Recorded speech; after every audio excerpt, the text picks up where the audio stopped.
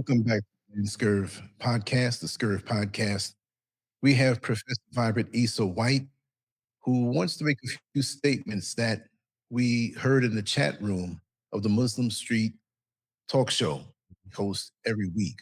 And he wanted to answer one particular individual who had some inquiries, and he's going to go in detail. Professor Vibrant Issa White, welcome back. Thank you for being here. It's always a pleasure when you share your mind, your broad mind experiences and intelligence. And I'm all ears. Floor is yours. Let's get right to it. Thank you, Brother Lance, for allowing me to be on your platform once again. Yes, we just came off of the Muslim Street program, and we had a very entertaining and very informative discussion. One of the questions that I want to answer came from a person who identifies themselves as the Black Student Union. And I'm hopeful that he is a member of a Black Student Union at a college or university, because that's where young minds are shaped, and that's where young minds can perhaps become great leaders of a better society and a better world in the future. The question concerned political parties. As you know, many of you know that I've been part of political parties for much of my adult life, in one fashion or another, being a member to a White House commission, aiding Democrat as well as Republican governors, and being and representing the United States in foreign activities.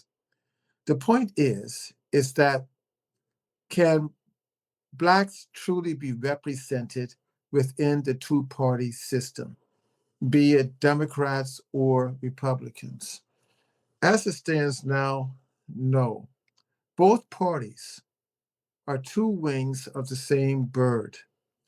They may look a little bit different, but their perspectives are the same. That is, both parties support American hegemony. That is, American imperialism and, and culturalism throughout the world. Both parties support the military complex. That is, feeding money into a machine that is designed to take the lives of innocent people, while feeding donors of that group millions and millions of dollars in their pockets and pocketbooks. Both parties are against any form of real wealth gap programs. That is, both parties are against reparations to African Americans who have suffered the longest of any group in this country and suffered the greatest. Both parties are against that. Both parties are against a minimum wage that exceeds $25 an hour. We know that in the United States, if you're not making at least $30 an hour, you're not breaking even. So we see this. Both parties are against universal health care. Both parties are against free education. Both parties are against the concept that um, the number of African American men and women in the United States represents an issue of human rights violations. Both parties are doing absolutely nothing, or the minimum, in handling the 8 to 9 million people who are homeless in this country. Both parties are not doing anything about the mental health of this country. So both parties are one and the same. So that really means that African American people, people of African descent, free thinking Americans have to develop a party that represents their interests, not the interests of the donor class, not the interests of the political elite, not the interests of the political establishment. When I say political elite and establishment, we're talking about the number of major millionaires and billionaires that finance both parties. I show you how close they are. All we have to do is go back to when Donald Trump was not the president of the United States.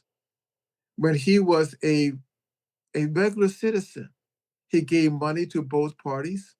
Both parties visited him.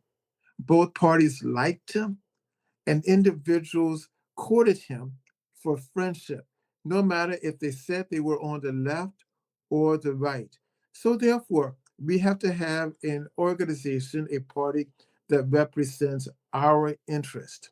And what is the interest of the African American community, the underclass community, the people of African descent? One is infrastructure development. We go into our cities and our towns, they're really breaking down. Infrastructure development, viable jobs. We have something like 14% Black male unemployment, and the number is going up with Black women, and the numbers are also going up with underclass white Americans. It is unconscionable how the unemployment rate is going on up. Everything we have to have an organization, a party that's concerned about keeping or developing a cap on on um, on items that we need to live every day. Now, when we go to the store, it's costing many people an arm and a leg. They can't afford it any longer. Right now, to go to any store in the United States, expect to spend a minimum of $50 just for a small bag of groceries. How about gas? Gas is going up. On the average, it's $4 a gallon right now. What does that mean? That means if you're driving to work, you're going to spend an extra $100 a week. Who can afford that? So that means you're spending $800 a month just in gas. And that's going to have a definitive effect on your lifestyle. So we have to have a party that represents those interests. Now, what's interesting as well is that the United States likes to go around the world talking about democracy and free vote, free campaigning, and free speech and voting and all of this. It's the only so-called democracy that only two parties really exist. If you go to India, multiple parties. If you go to Brazil, multiple parties. If you go to France or Australia, multiple parties. If you go to Britain, multiple parties, where people really have a choice. People really can express their views, and then they can choose a candidate that speaks to their concerns. We don't have that in the United States. So we have two parties that represent the political interests, the political donors, that group of people, and they feed us garbage. They feed us droppings of what they give to us, and we take it and run with it. That is why most of us who are members of the Republicans or the party or the Democrats, we spend the majority of our time arguing among ourselves where the Democrats are right, the Republicans are right, instead of arguing about which party has our interests. And we find out nothing does. Neither of them do. So what do we have to do? We have to have, my friend, Black Student Union, who you identify yourself as. We need people like yourself to develop at the local level. Create a party, create an organization, all right, and begin to run your local candidates. If it's the school board, if it's the city commissioner, if it's the alderman, we need that, all right? And you don't need a lot of money. You just need an organization to come together and to take on the attitude, to take on the mind that you can win like this. You see, one of the biggest propaganda tools that they place upon us is this idea that we cannot win. We don't have the money, we don't have the time, we don't have the energy. So therefore, you create now a defeatist attitude and you run to a party and to an individual who has no interest in you. You see? And therefore, the same things occur. And it's time now that we do it because right now America is at a crossroads. That is, if America is going to survive and progress, we're going to have real generic leadership of individuals who care about the people in this country, not individuals who care about money, care about wars, care about imperialism, and who care about this white supremacist Christian concept that they try to place upon us. Not that Christianity is bad. I'm talking about the Christianity that enslaved people, the Christianity that colonized people, the Christianity that caused African Americans and Native Americans and Jewish Americans to be lynched in this country. The Christianity that says that this country, these people are the greatest of all people, and we are destined to be the divine leaders of the world. We can't have that type of Christianity. So the Christianity that we have to have is one of brotherhood, honesty, and for the underclass, the poor, so that we can uplift them. So that's where we have to begin. And we can do it, my young brother. We can do it, and we have to do it, because if we don't, we're not going to survive. Right now, the United States is in a war in Iran, and make no bones about it, the United States is losing this war. I mean, the Straits of Hormuz is closed. Iranian military has closed it. They have attacked every American military base in that region, and most of the bases now are non-operative because they're just so badly damaged. We are spending trillions of dollars in a war that we provoked, in a war that has no end cycle, in a war that we don't even understand why we're fighting. We're in a time where now the United States and the leadership believes that because we think we have might, we can do anything. Most recently, they're talking about Cuba. Remember, already we had talked about the invasion of Venezuela, and we did it. The invasion of Nigeria, and we did it. The invasion of Iran, and we did it. The pseudo invasion of Haiti via Kenyan troops, and we did it. We have to get out and change his perspective because, like it or not, one day, as we are attacking other people, somebody may attack us in the same fashion through the air. We don't want that to happen. So we have to change. These are just a few of my comments, a few of my thoughts that I have. Oh, before I go on, I forgot to make mention that, as many of you know, I ran for Congress. I'm still running. And that is, I was a member of the Democrats, and they didn't like my position on Biden. I became a member of the Republicans. They didn't like my position on Iran. This is the first time in American history that I know of, in modern American history, 21st century, whereby a person is a member of a party, and the local party voted to remove that person as membership. Not that I had an office in the party, not that I was on a committee in the party, not that I was a paid member of some status in the party, but they removed me from the party because of my perspective. And that is a perspective that I would never bend nor change my position on the needs of the people, the needs of the underclass. I will constantly fight for universal health care. I will constantly fight for a minimum wage law, no less than $30 an hour. I will continually fight for free education.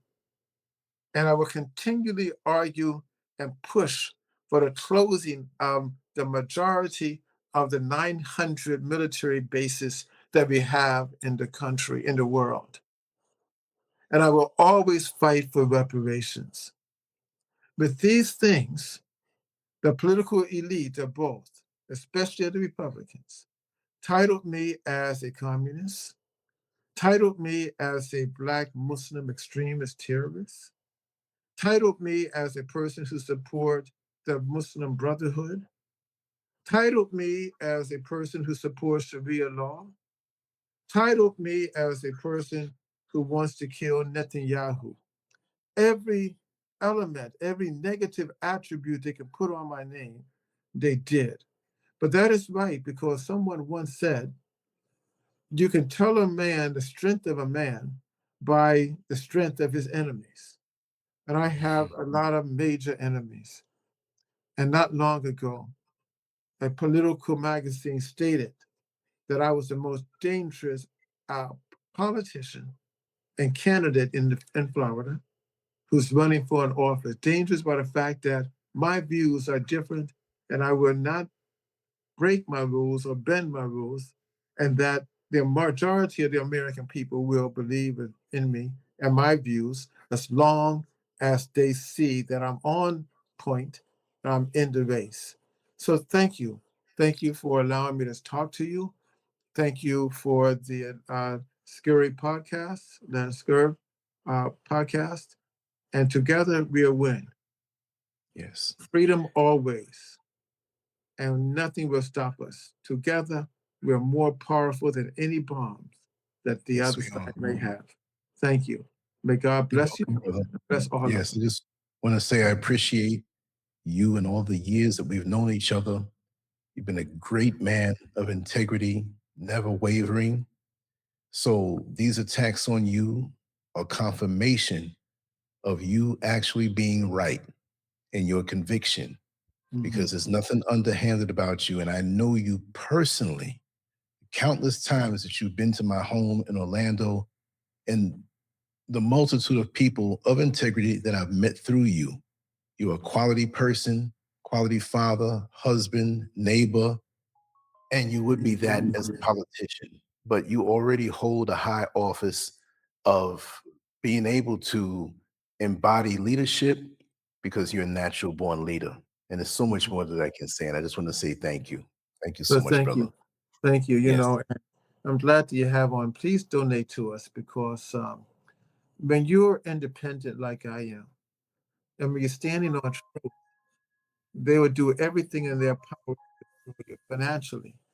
Brother Lance knows what I do as an academic, but we lost positions, we lost contracts, so they try to starve us out. But with you, we can survive and we can win. You see, the thing that protects independent leaders who are not afraid and who has principles as myself are the people. All right. I can't just protect myself. You have to protect me. All right. You have to make sure that I am taking care of my family, that I can Yes. be independent and talk and do the things that are right. Because if you don't protect me and you don't know the story, then when they take me out, and Brother Lanson, they're planning to, all right? You know when they try to take you out, you feel it. You see it in every mechanism because Mhm. they can't beat you. So it's just a Right. matter of time that they come down. But if they're successful, and I know they're not going to be, but if they are, then what happens with our people is that they give my name to them later on, and they say, "Oh yes, the brother was strong, right? That's terrible what they'll do." You see, brothers and sisters, they give you they give our leaders to us when they're dead, and a dead leader can't do a damn thing for you. That's right. All right, all you're gonna do is give salutations to the ancestor. Yeah. Nobody's gonna come back to help you. You see, so that's where we are in this point right now. All right. They're doing everything they can. You know what, Lance, I forgot to tell you. Mhm. Um, when they had this vote, and I lambasted them, I said that you're a bunch of hypocrites, and you have just stomped your own toe if you want to make inroads and to create an element of a cultural pluralistic society. Mhm. So afterwards, this one guy said to me, because sometimes I dress in my African garb or Muslim garb. I have that right. I mean, I can dress any way I want. They got That's right. mad at me. You have men dressing like women and women dressing like men, and it's okay. But I dress something in my ethnic attire, Yes. so they have a problem. So one guy said, "Oh, you don't look like us, and that's why we were frightened." So I told the white boy, and that's what he was. I said, "Do you want me to have a long, dirty beard like you?" That's what he want. This long, dirty beard. You haven't been in the States for a while, but that's what they're wearing. You Hmm. see, I'm not going to do that. Right. Then another person came to me and said, "Well, we're not sure if you practice Sharia law, and can you tell us?" So I asked them, "What is Sharia law?" When you identify it to me, then I can determine, do I practice it or not? I'll put it right back on them. Right. You see? Then another one came to me and said, "This is a white woman. We don't like being told to talk to in the way you did." I said, "You don't like being scolded when you're wrong." I'm not the type of black man, as I told her, that's going to laugh at your jokes, grin Right. in your face, tell you that you're pretty when you're not. I told her that. You see? And she got upset with me because I said that. And she said, "I pointed a finger." I said, "Yes, I pointed my finger at all of you because you pointed your finger at me." You see the element, brothers and sisters. Hold on to your principles, hold on to your pride, and never waver. Don't laugh at their silly and their dirty jokes. Don't scurry to make a big a buzz to their home. Don't try just to eat with them and to drink with them. Hold on to yourself, Mhm. all right?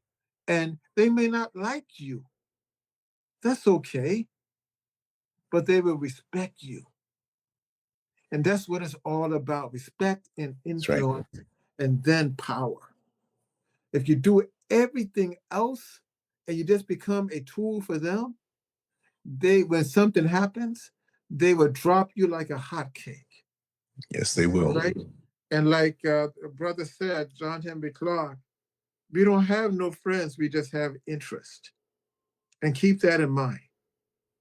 We have interest. So thank you for allowing me to go on a little bit, brother. I Thank you. thought I'd finish, but you know how it is. So anyway, we're there now. So peace and blessings to all of Thank us, you. Thank and you. and carry on in beautiful Ghana. You know I will. I'm All loving right, it. you're a great ambassador to us and Thank you, for brother. us. When they see African Americans, they see the best in Lance Scurv. You're in what, Kamasi? No, I'm in the Eastern region. You're in the Eastern region. Okay. Yes. All right, the Eastern region. That's Well, more I'm about 30 interior. minutes away from Accra. You're in the interior. Yeah. I'm about 30 Okay. minutes away from Accra. So, Okay. you know, All right. Very good. Well, protection. May God can protect you there. Thank you. yes. Assalamu alaikum. Thank you. Walaikum salam, brother. Peace.